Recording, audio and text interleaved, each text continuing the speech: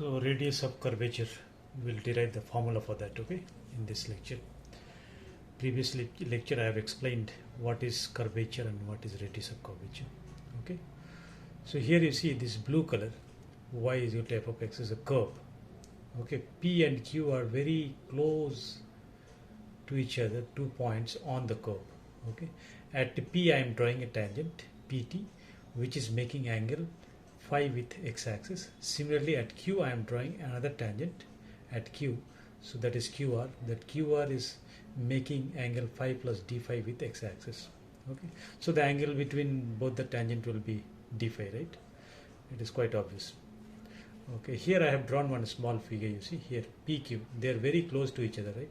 So this ds, instead of curve, I can treat it as a straight line, okay, because these are the limiting value. When I say dx by ds, that means this is the limiting value. So Q is very close to P, so this is ds. ds is a straight line and dx is the horizontal, this dx distance, right? When P is when the point from Q is approaching towards P, so what is happening, that horizontal distance will be dx, small distance, so limiting distance is dx, and the limiting this curve length is ds, right? So cos phi is nothing but dx by ds. This much you know by trigonometry, okay. So we have this function, y is equal to f of x, y is equal to f of x, right? Or we can say function of x comma y is equal to 0, okay. So when you differentiate this,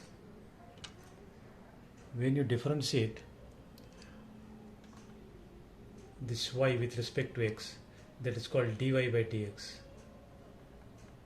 By definition, what you know, dy by dx is nothing but it is the tangent of the angle, okay, at that point. So that point is what, P. So at point P, what is the angle made by the tangent is phi, so tan phi, right? This is by definition of differentiation.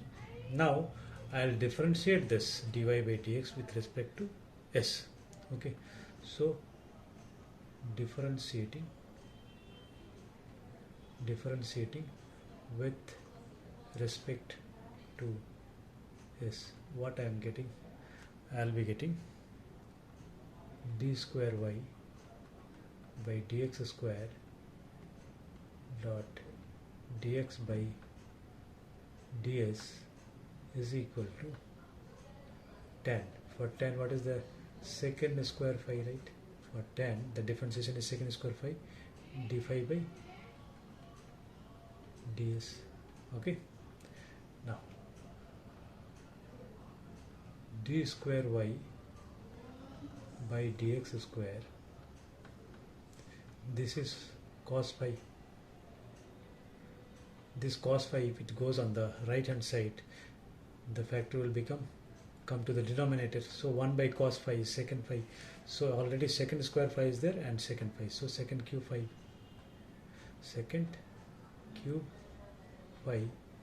d phi by ds, right? Okay. So d phi by ds is equal to d square y by dx square divided by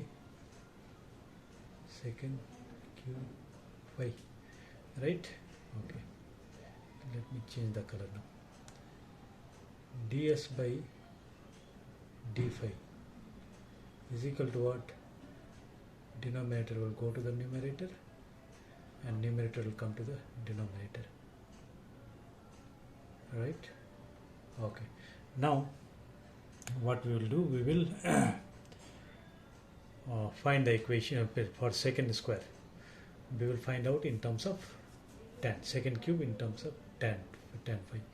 Okay, we have one trigonometry relationship. What is that? 1 plus tan square phi is equal to second square phi. So second square phi is equal to 1 plus of tan square phi, right? So 1 plus of tan square phi means 1 plus of dy by dx the whole square. Now once I know this, I can find out second Q5, right? So final answer will be, final formula will be ds by this is what, this is nothing but rho, right? So rho is equal to